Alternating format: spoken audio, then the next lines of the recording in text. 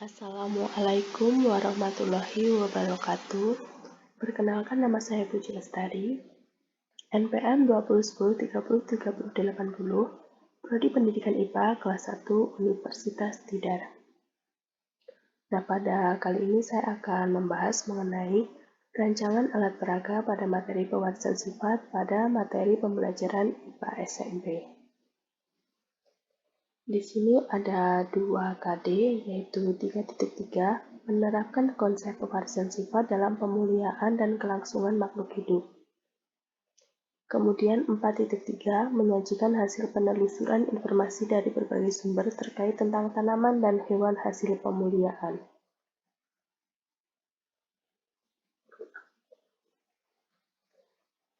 Yang selanjutnya ada permasalahan. Di sini, pendidikan merupakan kebutuhan yang harus terpenuhi untuk kemajuan ilmu pengetahuan. Seiring perkembangan zaman, tuntutan pendidikan memang harus ditingkatkan. Oleh karena itu, sekarang ini banyak siswa yang masih kesulitan untuk memahami konsep dari pembelajaran yang disajikan oleh pendidik. Banyak juga siswa yang kurang tertarik akan pembelajaran yang dilakukan oleh pendidiknya. Pada materi pembelajaran kali ini, saya akan mengangkat yaitu pada materi pewarisan sifat pada proses persilangan. Karena yang banyak terjadi, siswa saat mempelajari persilangan dihibrid maupun monohibrid pada materi pewarisan sifat ini terlihat kesulitan dalam menemukan sifat yang didapat pada keturunannya. Hal ini dikarenakan banyak siswa yang kurang paham mengenai konsep persilangan pada materi pewarisan sifat tersebut.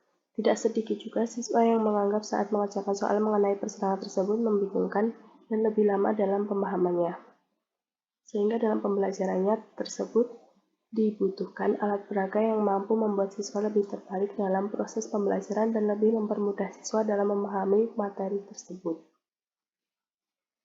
Yang selanjutnya ada analisis kebutuhan. Di sini ada 5 analisis kebutuhan. Yang pertama, siswa membutuhkan suatu alat peraga mengenai materi pembelajaran pewarisan sifat. Yang kedua, alat peraga yang dibutuhkan sebaiknya dapat digunakan secara berulang-ulang.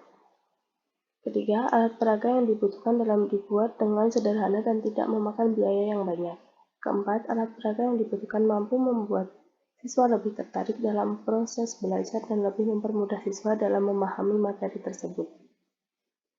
Kelima, atau yang terakhir, yaitu siswa membutuhkan soal atau sebuah permasalahan yang akan diselesaikan menggunakan simulasi alat peraga yang telah dibuat.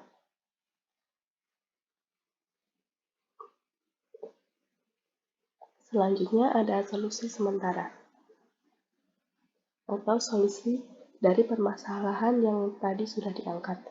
Di sini saya mendapatkan 5 solusi sementara, yaitu untuk menanggapi analisis kebutuhan yang tadi sudah dibahas. Yang pertama yaitu merancang desain yang akan dibuat sebagai alat peraga.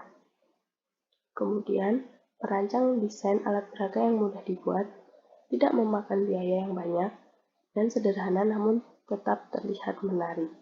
Ketiga, merancang desain alat peraga yang mudah dipahami oleh siswa.